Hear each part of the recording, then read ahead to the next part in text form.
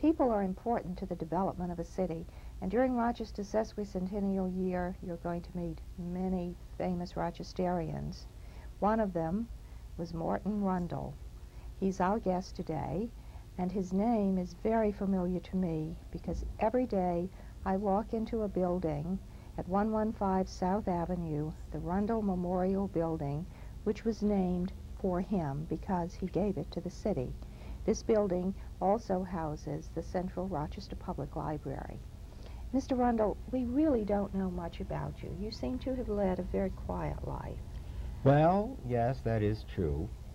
I never was one for getting into the public eye very much, but I had my own interests. Oh, what were some of your interests? Well, of course, you probably know that I was interested in art. Yes. And professionally, my brother and I had a little gallery in the old Reynolds Arcade. Not the one that you have now, but at more or less the same site on Main Street. Yes. Yes. Oh, yes, indeed. The Reynolds Arcade was one of the highlights of downtown Rochester in those years. We're talking about 1874 to 1876. So you go back. Right, yes. We had the first gallery, the Rochester Art Gallery, on the 5th floor of the Reynolds Arcade. And my brother passed away, unfortunately, and I was left alone to run the business, and I called it Rundel's Art Gallery.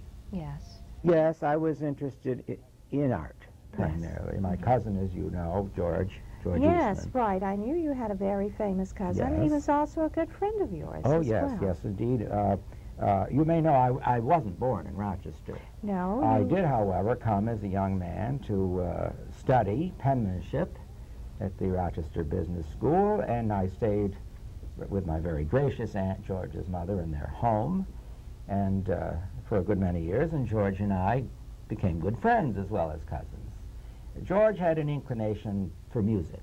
My inclination, as you know, is for art, and literature is another field I was interested in.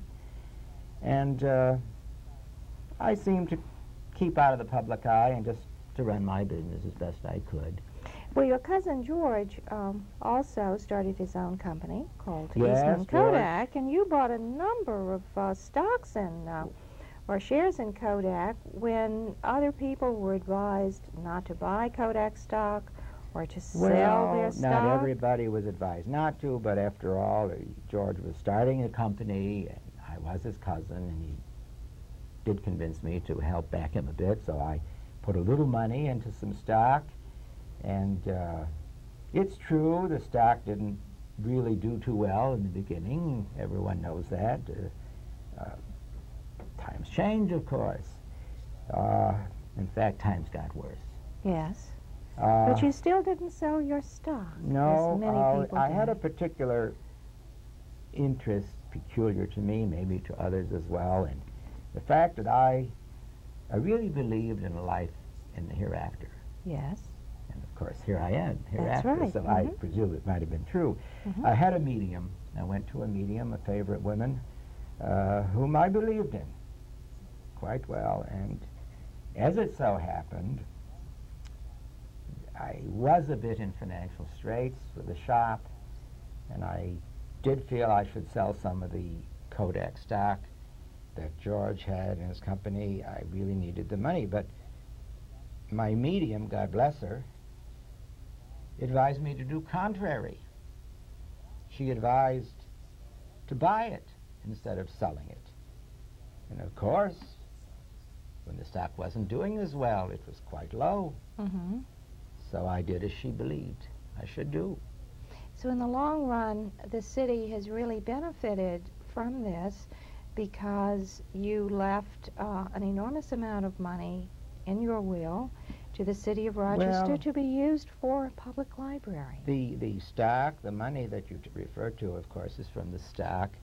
I bought quite a bit on her advice, and despite the ups and downs of the company, I held on to the stock. I never sold it, and I left it in my will.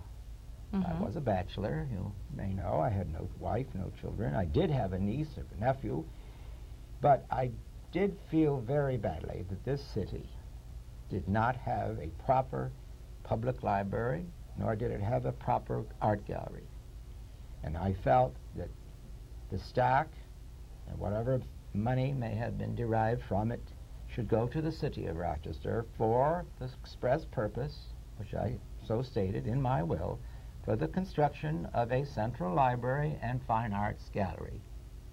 But another thing that we have to remember you by is a portrait which was painted by John Minahan. It was painted from a photograph, and it's another lasting memory of you. Thank you for joining us today. Morton Rundel was born in Alexander, New York in 1838. He died in Rochester in 1911.